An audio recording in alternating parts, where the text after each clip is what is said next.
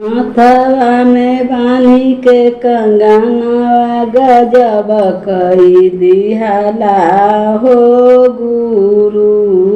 हाथवा में बांधी के कंगनवा गजब कई दिहला हो गुरु। हाथवा में बांधी के कंगनवा गजब कई दिहला हो गुरु। गुरु जी के माथवा में शोभेला बड़ी बड़ी जटावा। गुरु जी के माथवा में शोभेला बड़ी बड़ी जटावा। जटावा से बहे गंगा धार गजब कई दिहला हो गुरु।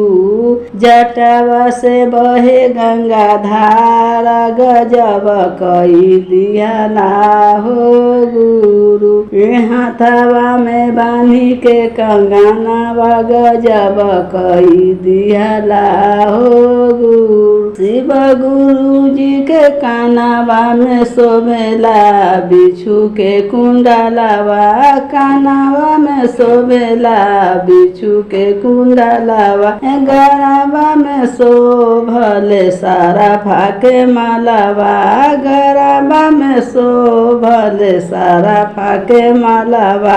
नगवा छोड़ले फुहकार गजब कई दिहला हो गुरु।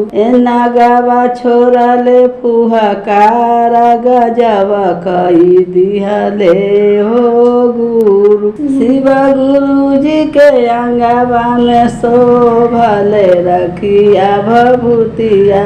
गुरु जी के अंगवा में शोभले रखिया भभूति। एक कमरा में मिर्गा के छालावा गजब कई दिहला हो गुरु।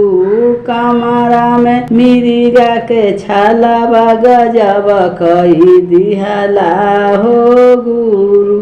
हाथवा में शोभले तिरछुल डमरुआ। हाथवा में शोभले तिरछुल डमरुआ। लीलारा पर चांद के ज्योतिया गजब कई दिहला हो गुरु।